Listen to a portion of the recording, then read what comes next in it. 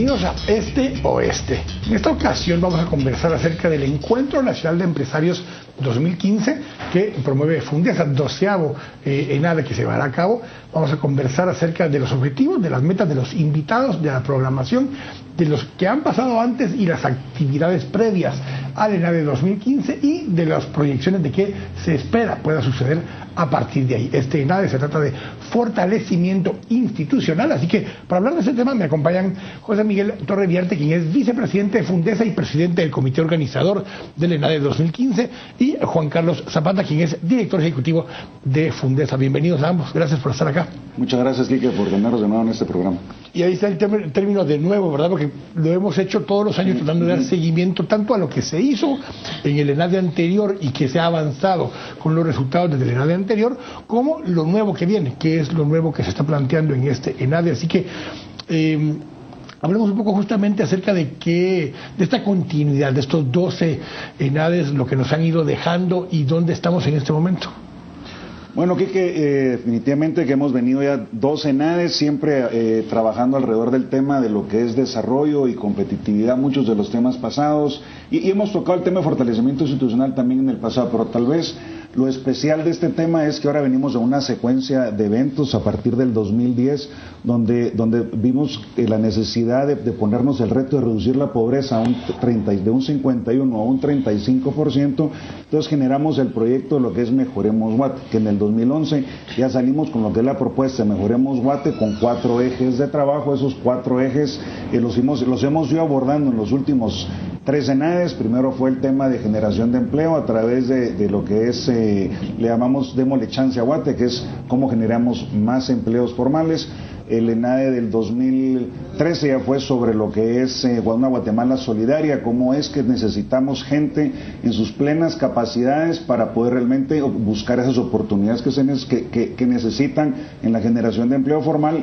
Y después el año pasado, que fue el tema de lo que es seguridad, alrededor de también siempre enfocado en el individuo, pero cómo tenemos seguridad en Guatemala para lograr las metas de la reducción de pobreza. Y este año nos toca lo que es fortalecimiento institucional, cerrando el ciclo completo del proyecto Mejoremos Guate.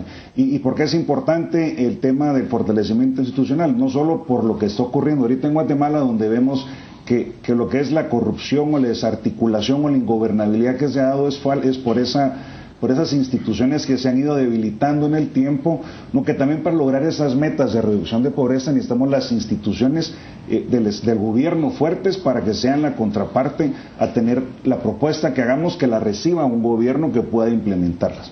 Entonces, de eso se trata este ENADE. Juan Carlos, cuando escucho a José Miguel y tratamos de regresar incluso, recordando la cifra de la meta que era bajar de 51% de población en pobreza y pobreza extrema a un 35%, ¿cuánto hemos avanzado en esa meta general? Que yo sé que no es una meta o una obligación de Fundesa en particular, pero se planteó como una meta nacional el proceso este. Así es.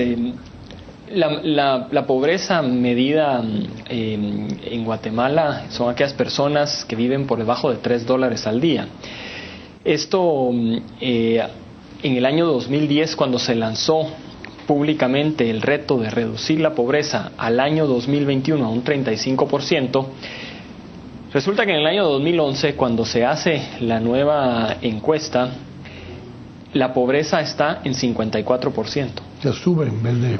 Así es. Wow. Lo que sí se redujo fue la pobreza extrema, pasó de 15% a 13%, pero entonces lo que vemos es que hay personas que lograron salir de la pobreza extrema, pero que todavía hay muchas personas que tienen todavía muchas limitantes, especialmente por 4 factores que no permiten que Guatemala crezca por encima del 6%.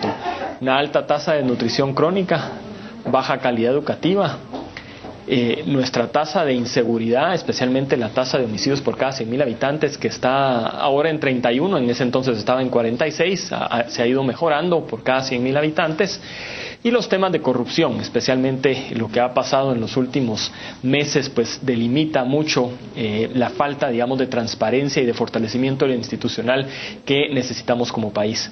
Por eso es que la iniciativa Mejoremos Guate que se lanza públicamente en el 2011 y que empieza a tener cada uno de esos pilares, una Guatemala más próspera, una Guatemala más solidaria, una Guatemala más segura, y este año que durante el ENADE como plataforma de comunicación vamos a utilizar el tema de fortalecimiento institucional como eje central, pues eso es lo que hemos venido trabajando para que realmente hayan indicadores sobre los cuales podamos medir. Tenemos además 3 índices que le dan seguimiento a cada uno de los pilares. En el tema de oportunidades, por ejemplo, hay varios índices como el índice del Doing Business de competitividad. En el tema de solidaridad, por ejemplo, se ve mucho la relación entre cómo podemos reducir la desnutrición crónica y mejorar la calidad educativa. Y en los temas institucionales, que es donde el país realmente no ha avanzado porque no se han hecho cambios estructurales que permitan mejorar las instituciones, creemos que ahí es donde este ENADE pues puede aportar mucho en esa discusión, especialmente en 5 áreas que logramos trabajar durante todo este proceso de preparación, en temas, por ejemplo, de servicio civil, en la aplicación de justicia, en lo que son las acciones para poder transparentar el gasto público, descentralización y, por supuesto, la generación de los propios recursos del Estado.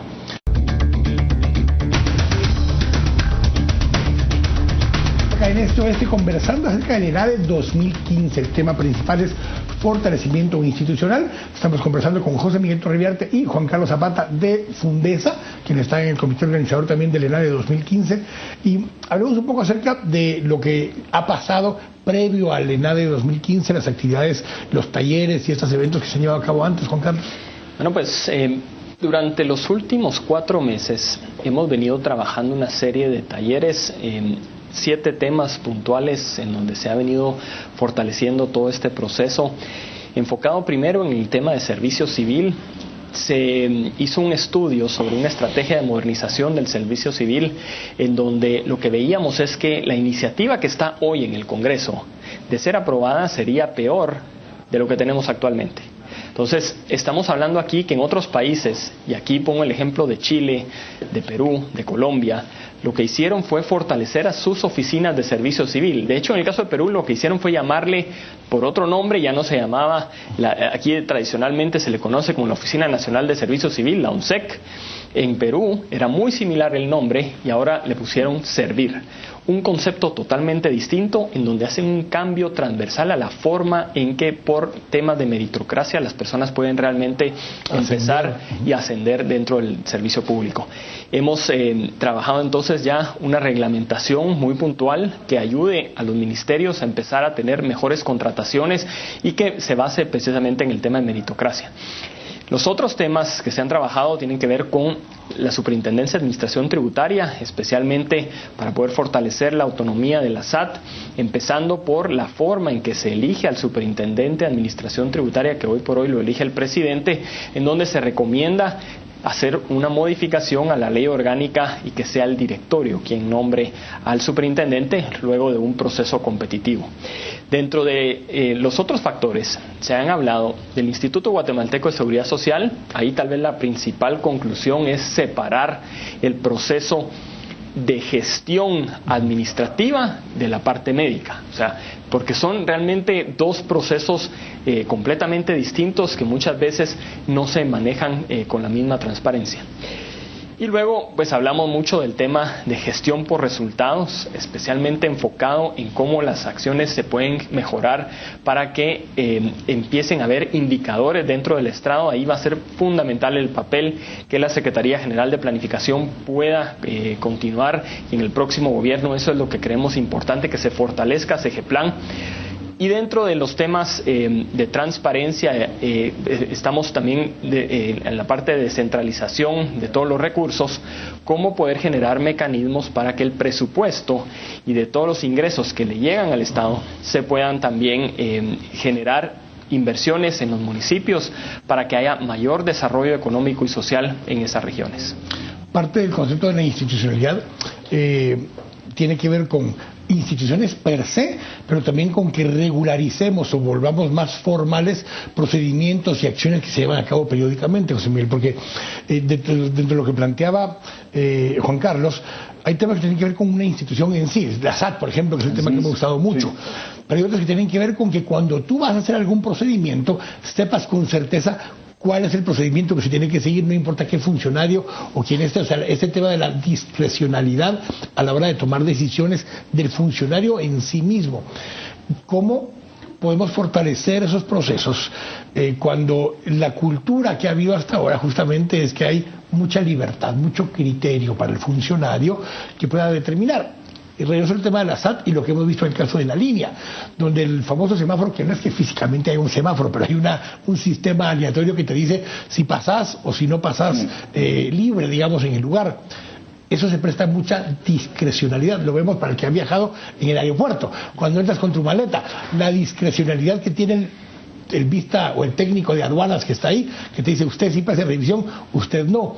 Esa discreción es la que te rompe la certeza de lo que puede pasarte en cualquier negocio.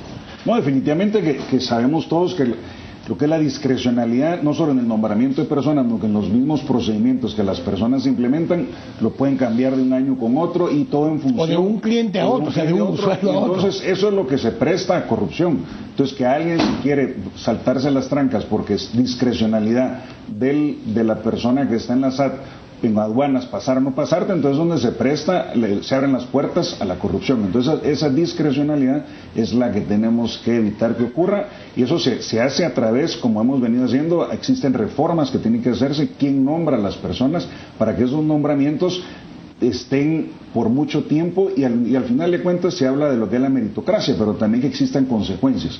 Las personas que no cumplen con la ley, que estén adentro del Estado o fuera del Estado, que también que exista un sistema de justicia lo suficientemente fortalecido para que la ley se cumpla a todo nivel. Un ejemplo que hay ahora que es internacional, que tiene que ver un poco con estos temas a largo plazo, es el ejemplo de la Volkswagen. La Volkswagen viene ahora y plantea una disyuntiva. Es el mayor fabricante de vehículos ahora en el mundo, pasó a Toyota hace algunos años, y resulta ser que miente en una serie de tests, de pruebas que tiene que hacer para llenar requisitos ambientales en Estados Unidos, especialmente con motores diésel. El dilema es que mientras no lo cacharan no hay clavo. El clavo es que te cachan y hay una sanción para empezar de 18.000 millones de dólares en principio, porque estás poniendo en duda un sistema en sí mismo, Juan Carlos. O sea, cuando hay un sistema de confianza donde tú puedes autorreportar lo que estás haciendo y en un momento dado mientes, el sistema falla. Porque todos los demás actores del sistema actuaron en función de que te creyeron lo que estaban diciendo. El momento es la recaudación. Y para esto pues se está generando una estrategia de cómo poder modernizar la Superintendencia de Administración Tributaria.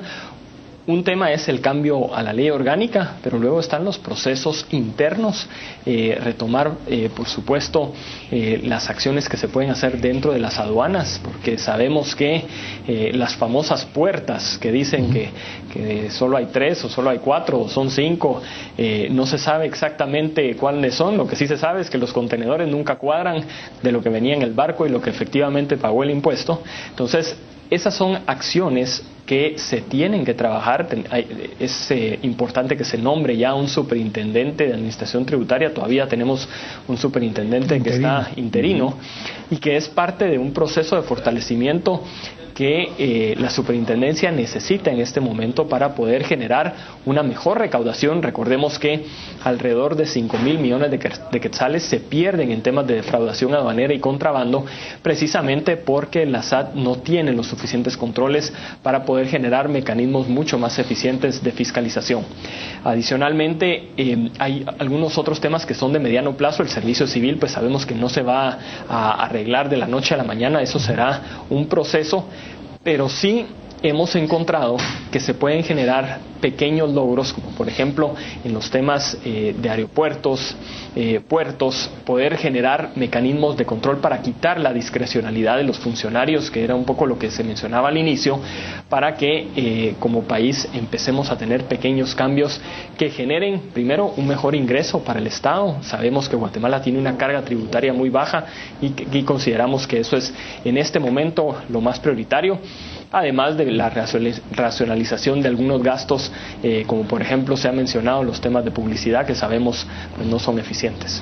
acceso, aparte de la información, aparte de lo que ya se ha trabajado en los talleres, o incluso acceso a algunas de las propuestas que ya están sobre la mesa, algún vínculo, algún enlace en el que puedan buscar la información? Sí, de hecho, todas las propuestas están ya en www.fundesa.org, las pueden descargar ya, y muy próximamente vamos a tener una aplicación para teléfonos inteligentes de Fundesa, así es que pues ya estamos en el desarrollo de la aplicación para poder tener ahí todos los enlaces que precisamente se va a lanzar durante el ENADE. En la transmisión, ese día hay transmisión en línea también del evento. Vamos a tener una transmisión en línea, por supuesto todos los canales también pues están participando, pero vamos a tener a través de nuestro canal de Ustream el acceso directo www.fundesa.org.gt y nos pueden seguir a través de las redes sociales con el hashtag ENADE 2015.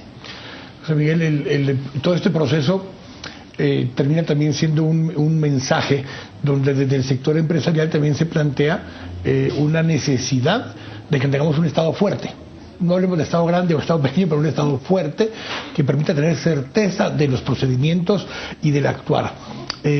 Ese aporte de parte del sector empresarial en estos 12 ENADE también lleva a que el mismo sector empresarial se vea un tanto al espejo, José Miguel, y plantee qué cosas como sector empresarial también podemos hacer diferente para con el resto de la sociedad. ¿Dónde ves el avance después de este 12º ENADE de esa posición del sector empresarial? Pues yo creo que los temas que se han venido planteando en la ENADE siempre generan esa luz y si bien es cierto no se han logrado los cambios que quisiéramos porque el país le falta mucho para llegar donde queremos que esté, el tener los temas sobre la mesa, como dices tú, verse al espejo, ver temas que antes posiblemente pasaban desapercibidos, ahora son temas relevantes. El tema de la nutrición crónica lo sabíamos, pero no sabíamos qué tan profundo era. Ahora vemos ya una sociedad más consciente de la nutrición crónica, la ventana de los 2010. Entonces, además de que marca una luz y una guía hacia donde hay que trabajar, también genera conciencia de los empresarios como la sociedad civil de todo lo que hay que hacer. Importante mencionar que el ENADE, si bien es cierto es el Encuentro Nacional de Empresarios, es un foro mucho más amplio de casi 3,000 personas donde hay de los 3 poderes del Estado están presentes, comunidad internacional, cada vez recibimos más llamadas de alcaldes del interior, candidatos que ganaron las alcaldías, que quieren venir al ENADE y quieren aprender más de qué es lo que está pasando y qué es lo que se tiene que hacer a futuro para lograr esa mejor sociedad que todos queremos. Gracias, José Miguel. Gracias, Juan Carlos. Muchas gracias. Por habernos acompañado. ENADE 2015, jueves 8 de octubre, 2 de la tarde, en el Centro de Convenciones del Hotel Westin Camino Real. Usted puede adquirir sus entradas desde ya en www.todoticket.com. Cuesta 800 quetzales si lo compra antes de ese día. Ese día ya le cuesta 1,000 quetzales el participar en el evento. En todo caso, si no puede llegar o está lejos, puede verlo por el canal de Ustream de Fundesa. Y como decía Juan Carlos, ya estará el app de Fundesa también disponible en el corto plazo. Así que los esperamos en ese evento para poder participar de esto. Estarán personalidades pues interesantes que vienen nuevamente a Guatemala y a ustedes los espero el próximo fin de semana, el próximo domingo, nuevamente acá en Este Oeste. Muchas gracias. Dios bendiga. Decías hace un momento, José Miguel, que son instituciones que se han ido debilitando.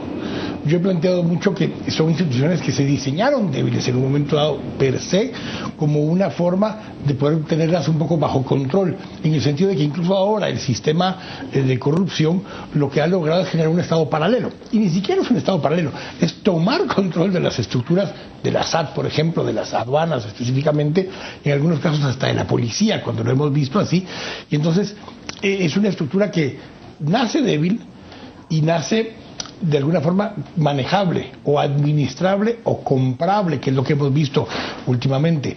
¿Cómo reconstituimos esas instituciones para que logren ser suficientemente independientes y autónomas de esos poderes paralelos que nos han comado? Definitivamente que es un reto y es parte de lo que vamos a tener que ver, no solo, pues tal vez el punto es con lo que ha ocurrido hasta la fecha no se va a resolver el tema de fortalecimiento institucional y no se va a acabar la corrupción. Como tú decís, las instituciones de alguna manera fueron diseñadas de cierta manera donde hay discrecionalidad en el nombramiento de las personas, y esa discrecionalidad al final de cuentas pues en algún momento puede haber funcionado porque tal vez las personas eran más idóneas y podían haber aplicado bien o trabajado bien en las instituciones, y eso lo podemos ver en lo que ha ocurrido recientemente. Si la persona es la correcta, si tiene las ganas de hacer las cosas bien, pues las cosas cambian. O en el pasado también hemos visto que las instituciones han funcionado, pero al permitir la discrecionalidad, el nombramiento de personas es donde definitivamente que se puede arruinar completamente, o se rompe el ciclo virtuoso y se convierte en un ciclo vicioso donde cuesta mucho salir a futuro. Entonces yo creo que ahí es donde hay que ver cómo se hacen las modificaciones en el caso de la SAT, cómo hacemos reformas orgánicas a la ley de la SAT, donde quién es el que nombra al superintendente de la SAT, que no sea necesariamente el presidente de turno, porque se politizan los puestos y es lo que ha venido ocurriendo. Entonces se vuelven intereses políticos en intereses de país. Parte del objetivo en su momento para aislar del tema político algunos de esos procesos fueron las comisiones de postulación, por ejemplo, que buscaban generar una instancia como que a cierta distancia del poder político para que fuera desde ahí donde se filtrara y se manejaran los nombres de las personas que ya después el sector político, sea el Congreso de la República o el presidente de la República, nombraran a las personas. Eso en vez de aliviar la parte política de los nombramientos, politizó esas instancias a donde trasladamos el poder de decisión. Eso lo que te lleva a la duda es, ¿son las instituciones las que tenemos que cambiar o son las personas que están llegando a los diferentes espacios que ya llevan una agenda en particular de aprovechar el sistema? Hay acciones sobre las cuales se puede trabajar, primero, en cuanto a la meritocracia para las personas que están ya dentro de las instituciones. Eso es fundamental, especialmente en la SAT. Por ejemplo, uno de los controles que se dejó de utilizar son los propios, la propia contratación por polígrafo, que eso era fundamental en cuanto se generó, digamos, la autonomía de la SAT. Uno de los temas era llevar mejores personas a la institución. De hecho, muchas personas que estuvieron en el Banco de Guatemala empezaron a trabajar en la Superintendencia de Administración Tributaria. Ahora, lo que es importante de lo que mencionaba de las comisiones de postulación, y que es un proceso en muchas organizaciones que además es constitucional, especialmente en los magistrados de la Corte Suprema, de la Fiscal General, son procesos que si no empezamos a hacer modificaciones dentro de la estructura del sistema de justicia, que tarde o temprano va a llegar a una reforma constitucional, es muy complicado que digamos que realmente va a ser un organismo independiente. Y lo hemos visto con universidades que hoy por hoy pues tienen carreras de derecho única y exclusivamente para poder participar en esas comisiones de postulación, además de que el proceso, hablando específicamente de cuánto duran los magistrados, 5 años es muy poco tiempo para realmente garantizar una independencia de resoluciones que francamente ponen al magistrado en una situación muy complicada, en donde en otros países como en Estados Unidos pues lo que vemos es que realmente hay una mejor continuidad de los procesos de elección. Así es que estamos claros que existen algunas mejoras que en el tema de fortalecimiento institucional no es solo cambios de iniciativas legales, sino también en algún momento se va a tener que hablar de un cambio, especialmente en el sector justicia, a la Constitución. Porque vamos a ir al corte en un momento, pero lo hemos hablado en otras ocasiones, y es que en este momento no han habido cambios radicales recientes, sino que son cambios que hubo en legislación hace 3, 4, 5, hasta 8 años, y sin embargo vemos cómo tenemos a un expresidente en la cárcel, prisión preventiva, a una ex vicepresidenta en la cárcel en prisión preventiva, magistrados, jueces, y vemos personal operativo, técnico y de diferentes niveles de las instituciones públicas y algunas personas ya del sector privado o facilitadores que están en la cárcel. Y aunque hubo cambios de leyes hace 5 u 8 años, este año hubo un cambio en la actitud y la disposición, uno del MP, respaldado obviamente por la CICIG, para perseguir a esas personas. Entonces vuelve a la pregunta del tema: ¿es la institucionalidad la que estaba fallando o eran personas que no estaban haciendo su trabajo dentro de la institucionalidad que estaba disponible? ¿Dónde está el dilema en ese caso? O sea, ¿es la persona y necesitamos personas que se atrevan o necesitamos una institucionalidad que les permita atreverse? Yo creo que es las dos cosas, ¿verdad? Yo creo que sí tiene que haber personas, uno, que estén empoderadas y que se atrevan a hacer las cosas, porque definitivamente pues los temas de corrupción son temas serios donde una persona puede poner en riesgo su vida, donde sepa que también no pone en riesgo su carrera, porque lo que está haciendo es por su carrera también, y que no el día de mañana puede tomar acciones contra el presidente de Guatemala, y dónde va a parar para despedir por completo. Entonces, definitivamente que el empoderamiento que ha venido a dar la CICIG a estas instituciones ayuda mucho. Entonces, el reto es cómo, después de la época post-CICIG, cómo hacemos las reformas suficientes para que se mantenga ese empoderamiento, esa independencia, y que puedan de alguna manera seguir funcionando las instituciones como lo han hecho en los últimos meses. Vamos a ir al corte, vamos a hablar un poco más acerca justamente cuál es la agenda, entonces qué actividades se han hecho previo a la actividad del 8 de octubre, que es el ENADE, y qué actividades se llevarán a cabo el 8 de octubre. Así que vamos a ir al corte, estamos acá en Este Oeste, ahora volvemos. ¿Dónde está el límite entre que la institucionalidad dependa de que también los actores que somos parte del sistema actuemos de buena fe? Y actuemos de buena fe, porque en algún momento yo soy el comprador del mismo vehículo Volkswagen, por ejemplo, o soy el comprador de combustible y estoy certificando que tiene tales características. ¿Cómo podemos generar que el sistema en sí mismo funcione también porque los ciudadanos actuamos de buena fe dentro del sistema? Y ciudadanos somos empresarios, funcionarios públicos, usuarios finales, somos todo dentro del sistema. Uno de los principales principios en cualquier sistema es que tiene que existir una certeza de castigo si yo me salgo de la norma. Porque lo que hemos visto, y hablando del ciudadano guatemalteco común que migra a Estados Unidos, esa persona sabe que en Estados Unidos hay muchas cosas que no puede hacer, que a lo mejor en Guatemala las hacía cuando estaba en Guatemala, y ahora estando en Estados Unidos ya no las puede hacer porque sabe que en Estados Unidos va a tener certeza de castigo. Eso es una variable fundamental, y que a nivel de las instituciones, de las organizaciones del Estado, lo que vemos es que la Contraloría General de Cuentas es una organización que hoy se está dedicando únicamente a auditar procesos que ya ocurrieron, y que a la hora de que llega a investigar a la institución, a lo mejor ya es hasta demasiado tarde, por toda la burocracia en la cual los trámites se van acumulando, y no existe la capacidad del Contralor de poder generar un mecanismo de control mucho más eficiente. Por otro lado, estamos claros que tiene que haber una mejor capacidad de investigación por parte del Ministerio Público cuando la superintendencia en temas de lavado de dinero, por ejemplo, empieza a investigar, manda la información al Ministerio Público, la denuncia, y en este caso el Ministerio Público debe actuar. Pero lo que empieza a suceder muchas veces es que no hay la suficiente capacidad para poder investigar casos de corrupción. Entonces, lo que hemos visto, y en los últimos meses ha sido clave, es que el papel de la CICIG de empezar a generarle mejores capacidades al Ministerio Público, empezar a trabajar de manera conjunta y empezar un proceso que muchos, y vos has sido uno de ellos, de que dice esto apenas empieza, es en lo que se ha venido a trabajar, en que exista esa certeza de castigo, de que el funcionario sienta que las acciones que está trabajando pero realmente van a tener una consecuencia.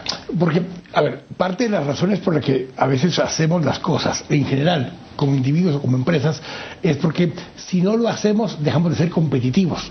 Entonces, al dejar de ser competitivos, decimos, pongo en riesgo mi modelo de negocio. El problema es de que si, para que yo sea competitivo, tengo que actuar al margen de la ley, estamos jodidos, José Miguel. O sea, no debiera ser eso lo aceptable, porque si entonces mejor me salgo del negocio y opero fuera de ese modelo de negocio. ¿Dónde generamos un balance como empresarios, como ciudadanos?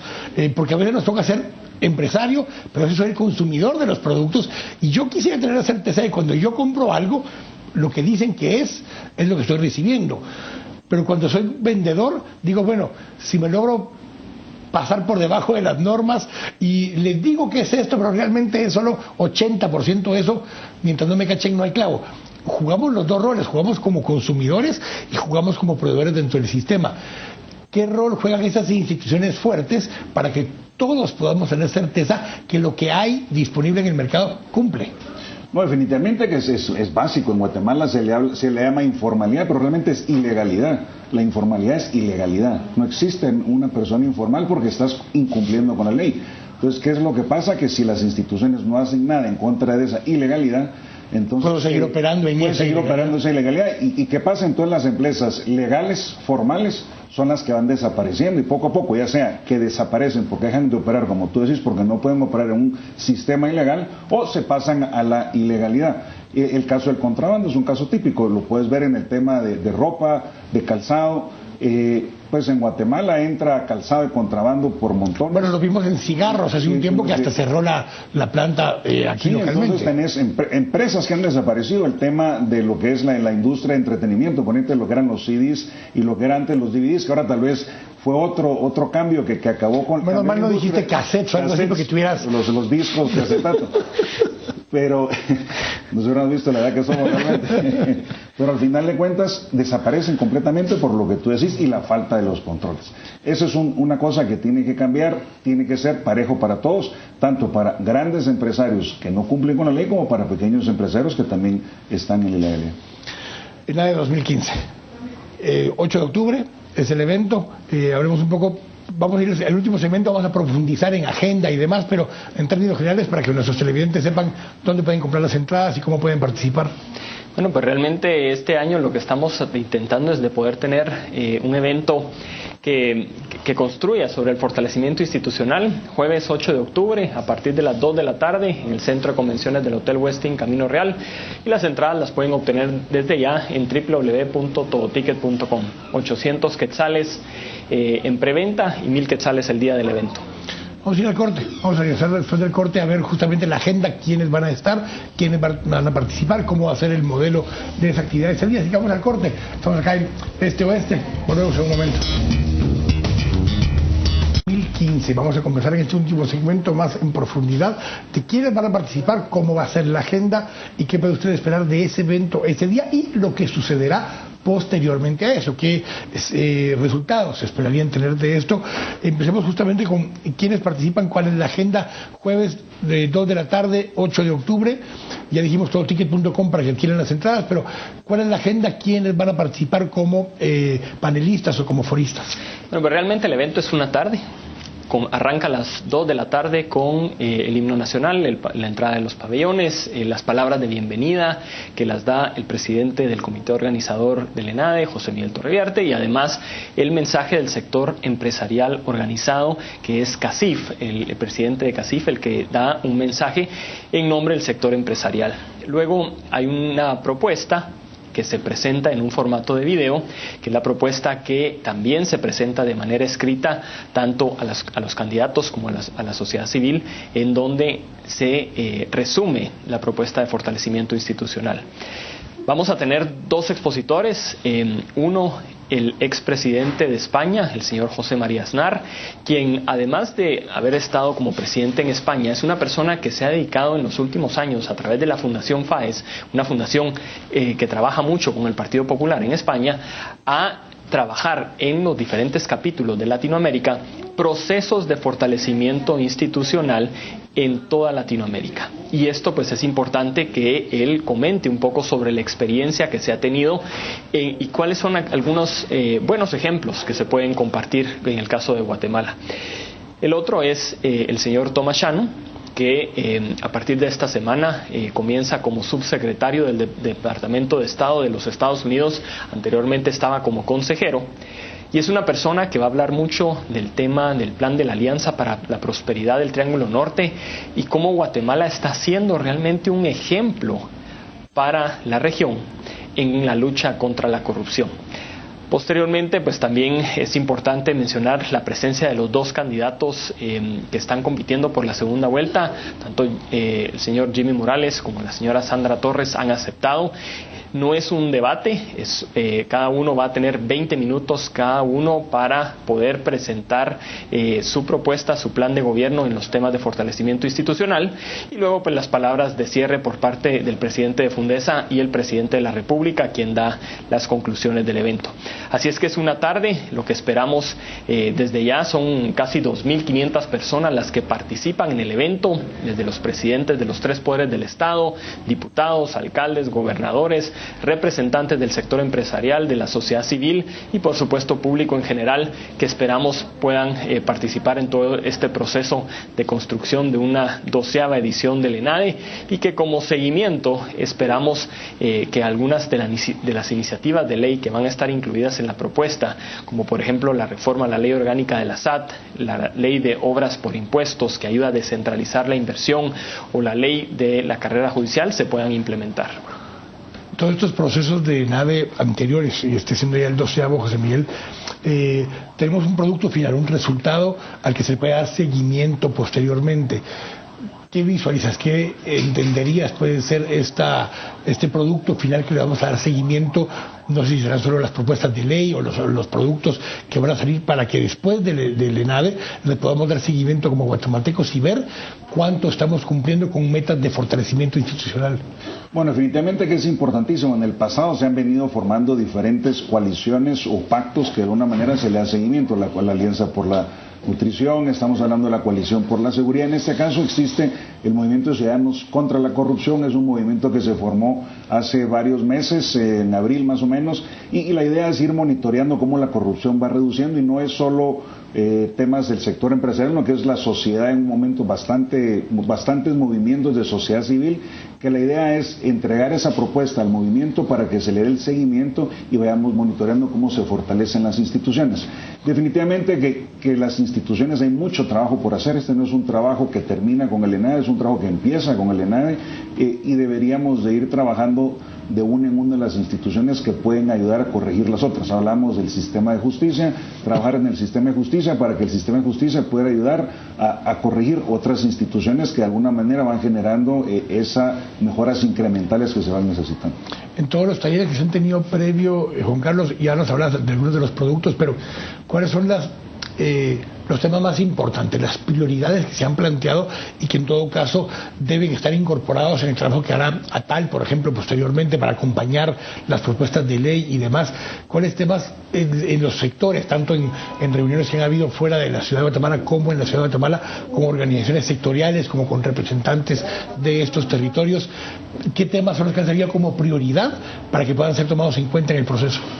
Lo que hemos visto es que la mayor prioridad en este